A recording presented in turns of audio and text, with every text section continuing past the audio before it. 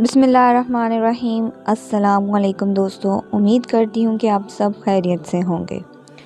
جو لوگ کہتے ہیں کہ ہماری دعائیں قبول نہیں ہوتی ہیں، وہ لوگ حضرت علی رضی اللہ عنہ کا یہ فرمان ضرور سن لیں۔ اور تمہارے رب نے فرمایا، مجھ سے دعا کرو، میں تمہاری دعا قبول کروں گا۔ امام فخر الدین رحمۃ اللہ علیہ فرماتے ہیں، یہ بات ضروری طور پر معلوم ہے کہ قیامت کے دن انسان کو اللہ تعالیٰ کی عبادت سے ہی نفع پہنچے گا، اس لیے اللہ تعالیٰ کی عبادت میں مشغول ہونا انتہائی اہم کام ہے۔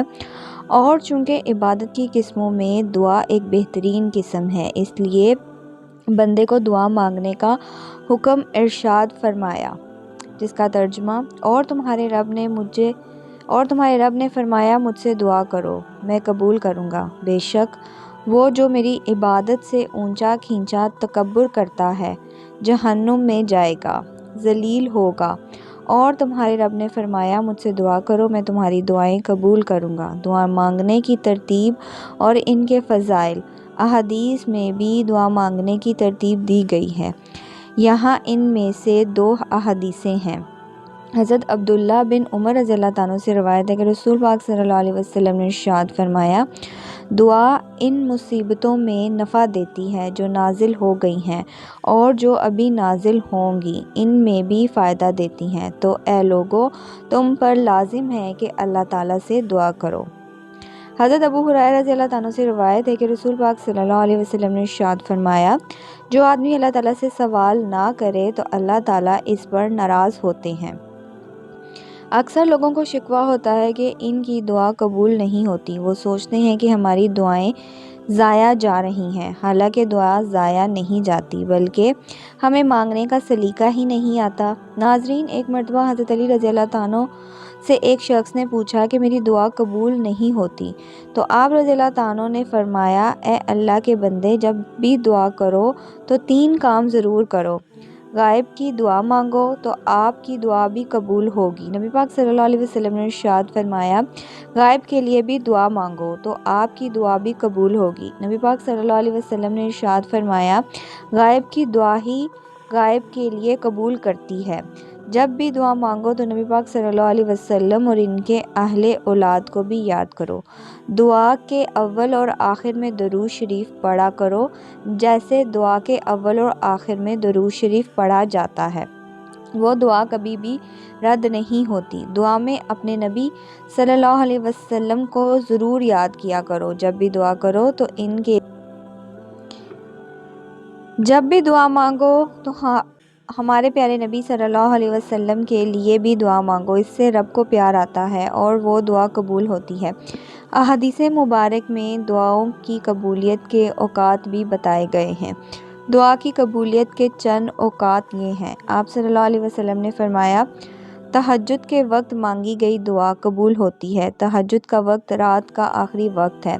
اس وقت لوگ خواب غفلت میں ڈوبے ہوتے ہیں، کچھ لوگ گہری نیند میں مسلط ہوتے ہیں اور کچھ اس وقت ہی سونے کی تیاری کر رہے ہوتے ہیں اور آنکھیں نیند سے اوجھل ہوتی ہیں۔ اس وقت جب کوئی بندہ میٹھی نیند قربان کر کے اپنے رب کی بارگاہ میں کھڑا ہوتا ہے اور دعا مانگتا ہے، رب کے حضور گڑ گڑاتا ہے اور فریاد کرتا ہے تو میں اس کی مغفرت کروں۔ اس وقت جو لوگ جاگ رہے ہوتے ہیں، اپنے رب سے مانگ رہے ہوتے ہیں، ان کی مرادیں پوری ہو جاتی ہیں، اور جو سو رہے ہوتے ہیں وہ شکوہ کرتے رہ جاتے ہیں، اللہ ہماری دعائیں سنتا ہی نہیں۔ دوسرا وقت سجدے کا ہے۔ سجدے کی حالت میں مانگی گئی دعائیں قبول ہوتی ہیں۔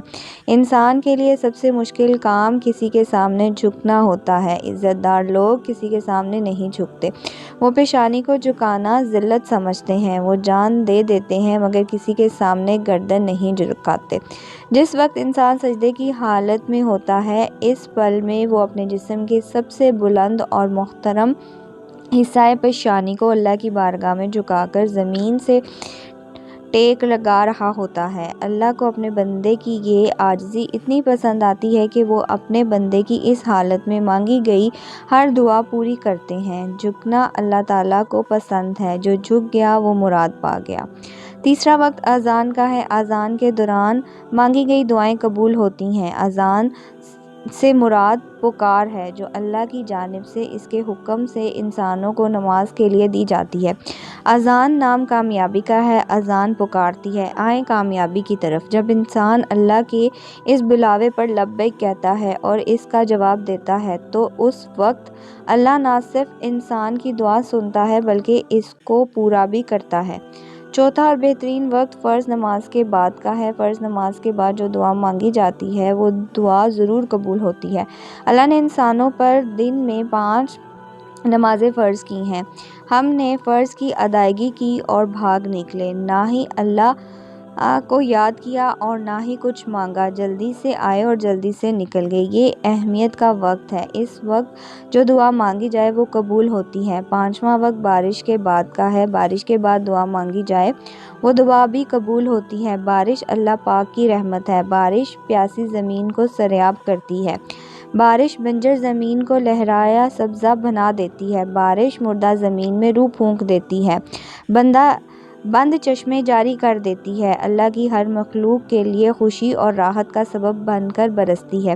اس وقت میں اللہ تعالیٰ انسان کی دعاؤں کو قبول فرماتے ہیں۔ رحمت کے موقع پر رحیم کو یاد کیا جاتا ہے تو وہ ضرور سنتا ہے۔ چھٹا وقت سفر کا ہے۔ سفر کے مقام پر کی گئی دعائیں بھی قبول ہوتی ہیں۔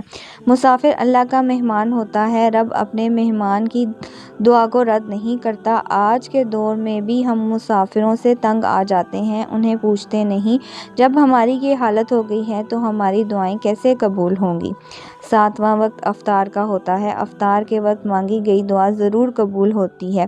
روزہ واحد عمل ہے جس کے بارے میں اللہ تعالیٰ نے فرمایا کہ اس کا اجر میں خود دوں گا، اور دوسرا معنی علماء نے کیے کہ روزے کا اجر رب خود دے گا۔ روزے کی حالت میں انسان سارا دن بھوکا رہتا ہے، حلال چیزوں کو بھی نہیں کھاتا۔ افطار کے وقت اللہ سے دعا مانگتا ہے تو اللہ تعالیٰ روزے داروں کی دعا قبول فرماتے ہیں۔ ہمیں دعا مانگنی چاہیے، دعائیں ضائع نہیں جاتی۔ ندامت اور عاجزی بھی ہونی چاہیے۔ عاجزی اللہ کو پسند ہے، رونے والی آنکھ بھی اللہ کو پسند ہے۔ ہم رد کردے مانگیں گے، اللہ ضرور سنے گا۔ حضرت موسیٰ علیہ السلام کے دور میں قہر پڑ گیا، بارش نہیں ہو رہی تھی۔ لوگوں نے حضرت موسیٰ علیہ السلام سے دعا کا کہا۔ آپ نماز پڑھنے گئے، دعا مانگی تو اللہ کی طرف سے جواب آیا، اے موسیٰ، آپ کی مجلس میں ایک ایسا شخص بیٹھا ہے جو میرا نافرمان ہے، وہ جب تک اس مجلس سے اٹھ نہیں جاتا تب تک بارش نہیں ہوگی۔ حضرت موسیٰ علیہ السلام نے اللہ تعالیٰ کی بات مجمع میں بتائی، جو بھی خدا کا نافرمان ہے وہ اٹھ جائے تاکہ بارش ہو۔ کوئی نہیں اٹھا۔ دوسری بار کہا تب بھی کوئی نہیں اٹھا، تیسری بار کہا تب بھی کوئی نہیں اٹھا۔ یہ جو نافرمان شخص تھا اس نے ہونٹ ہلائے بغیر ہی دل میں اللہ تعالیٰ سے دعا مانگ لی اور اللہ تعالیٰ نے اسے معاف کر دیا۔ کوئی اٹھا بھی نہیں اور بارش بھی ہو گئی۔ حضرت موسیٰ علیہ السلام نے اللہ سے پوچھا کہ یہ کیا ہے؟ تو اللہ تعالیٰ نے فرمایا، اس نے مجھ سے راضی کر لیا، سچے دل سے معافی مانگ لی، میں نے اسے معاف کر دیا اور اس کی دعا سن لی۔ ناظرین، ہمیں اللہ تعالیٰ سے سچے دل سے دعا مانگنی چاہیے اور دعا ضائع نہیں ہوتی۔ ہمیں دعا مانگنے کا سلیقہ ہی نہیں آتا۔ جس دن ہم نے دعا مانگنا سیکھ لی اس دن ہماری دعائیں رد نہیں ہوں گی۔ حضرت موسیٰ علیہ السلام کے امتی خاموشی سے دل میں اللہ سے معافی مانگتے اور کسی کو خبر تک نہ ہونے دیتی۔ پھر ہم تو حضرت محمد صلی اللہ علیہ وسلم کے امتی ہیں، ہماری دعائیں رب کیوں رد کرے گا؟ ضرور سنے گا۔ بس اللہ پر کامل یقین اور سچے دل سے دعا مانگے، اللہ تعالیٰ ضرور قبول کرے گا۔ اللہ تعالیٰ ہمیں ہماری دعائیں مانگنے کا سلیقہ عطا فرمائے، صرف اپنے در کا منگتا بنائے اور ہماری مانگی گئی ہر دعا ضرور قبول فرمائے۔ آمین ثم آمین۔ دوستو، اگر آپ کو آج کی میری ویڈیو پسند آئی ہو، ویڈیو کو تو لائک، اور جنہوں نے ابھی تک میرے چینل کو سبسکرائب نہیں کیا ان سے گزارش کرتی ہوں کہ چینل کو سبسکرائب کر لیں، بیل کے آئیکن کو پریس کر لیں جس سے آپ کو میری لیٹسٹ ویڈیو کا نوٹیفیکیشن ملتا رہے۔ دعاؤں میں یاد رکھیں، اپنا بہت سارا خیال رکھیں۔ انشاءاللہ ملتی ہوں آپ سے نیکسٹ ویڈیو میں۔ اللہ حافظ، جزاک اللہ، فی امان اللہ۔